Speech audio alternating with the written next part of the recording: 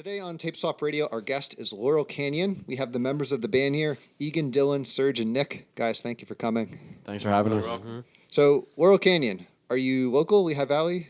Mm-hmm. All based out Allentown. of Lehigh Valley and grew up here for the most part, right? Yeah.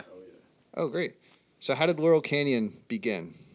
I met Serge through a mutual friend. We started a band, and then we got Dylan. Then we got Egan. Yeah. I just wanted to start a band, and Serge did too. And then, yeah, it worked out. Great. Okay, so Nick, was this your first band? I've been in a few bands before. Okay. I think it was Serge's first band. Yeah, it was my first band, though. Oh, awesome. All right. So, let's see. Laurel Canyon, you have one EP out right now called Victim. You've been playing around local. What's your experience been playing live and getting these songs out? It's been pretty good. It's a fun time, especially at the Fun House, probably the best place to play around here, the most active crowd. Yeah, our first show was OBT, Old Brewery Tavern. Serge works there. And those were good shows, and then Funhouse was good, and then we did New York, and that one was probably the best one. Oh, cool. And we're gonna play in New York a bunch coming up, so we're looking forward to that. Awesome. Well, I was looking through all your guys' stuff online, and I found a Spotify playlist that you had, and I'm looking through it. Lots of great music on there, and one of the bands that was seemingly coming up a lot was Soundgarden.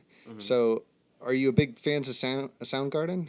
Yeah, the early sub pop stuff is awesome. Dylan Yes. Agreed. 100%. and what's with Slaves and Bulldozers? Slaves and bulldozers. We gotta jam that shit.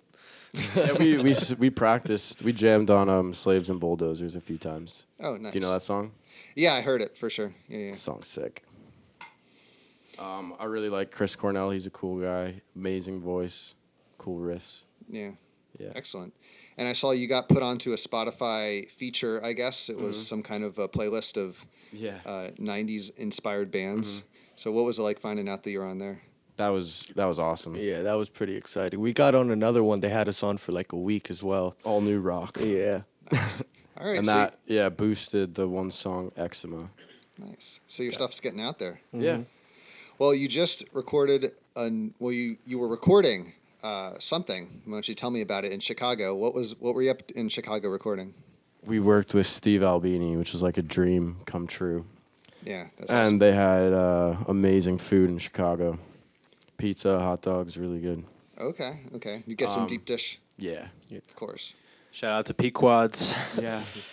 And Steve was so cool. He was a really nice guy. We just liked his method. Everything was live. Serge got to play through a Marshall stack for the first time. And he gets a great drum sound.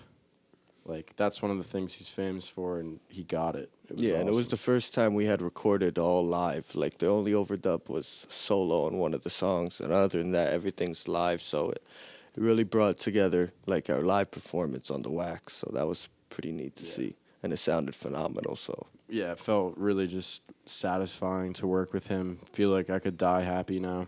Yeah. You know what I mean? He's like my favorite producer. Pixies, Breeders, Yeah, Nirvana. He's made so many great albums. Yeah. Yeah, Jesus Lizard. He's awesome. So what is this release going to be? Is it an album, a new EP? It's going to be a 7-inch 45, and then I think we're going to put those songs with the EP and 3 more new ones. It's going to be our album. Awesome. When can we look forward to all this coming out? I think June or July for the Albini songs, and then hopefully not long after for the album. Awesome. Yeah. Very cool. And working with Steve Albini in Chicago, I'm sure you ran across lots of great gear. So I want to ask each of you, what is one piece of gear that you can't live without? It's I know probably Serge's what I don't answer. have since I came back. He had the Black Russian Big Muff that I need to get as soon as possible. Okay. And I like this wah-wah pedal that I got like modified, and I used it for the first time on those tracks, and I think it's kind of got like that Stooges thing when you put distortion through it, so For sure. I don't think I could live without it now. All right. Dylan, what do you say? Equipment wise, Yeah. definitely the pedal board, Nick. No, seriously, this rat pedal, it's really what I use good majority of the time. That's how I get that gnarly, growly sound. Yeah. Okay. And Egan, anything you play on the drums? My drum set, yeah, it's like a blue swirl Gretsch, and I didn't figure this out until recently that it's like a limited edition kit, and I kind of beat the living hell out of it. I kind of regret it now because you could only buy it at Sam Ash in 2017. So yeah, now it's all beaten up, but it's cool. It's got all the original heads on it still, and I love it, man. I play with it all the time. It's my gig and kick. Oh yeah, and the Mod Orange kit. I was lucky enough to play a '60s Mod Orange kit at Albini Studio, and that thing was gnarly. Yeah. Nice. Oh, and I wanted to add one more. I just got a 77 twin reverb, and it's so cool. I Okay. can't like go back to any different amp now. That's the amp for you now. Yeah. All right, and we should mention Egan using the Shards kit. Not his other kit, but did the Shards kit work out for you for this session? I love this kit. This kit's awesome. I played on this kit once before for a band called Airspace. This kit has always done me good, and it Excellent. sounds great. So yeah. Awesome. All right. Well, we end every interview with a pick from the band. Is there somebody you ran across touring or playing live that you'd like to give a shout out to? The Paranoids. Me and Serge saw them. Like that was the first gig we went to together, and we were originally called the Paranoids, and then we saw them. And we have to change our name. So that's how we came on to Laurel Canyon. But yeah, shout out to the Paranoids and Catatonic Sons, who is like our brother band. All right. Well, and you can look forward to a session from the Catatonic Sons very soon as well. I should ask one more question. The name Laurel Canyon, what does it have to do with the band? Where did that come from? There's like a dark side to Laurel Canyon in the 60s, so we're kind of playing on that like dark and light. Like there's the sunshine aspect, and then there's also like Charles Manson hanging around there. So we just thought it was like a cool dark light kind of juxtaposition. Yeah, we really like David Crosby. Yeah, it's all We love David Just Crosby. David Crosby.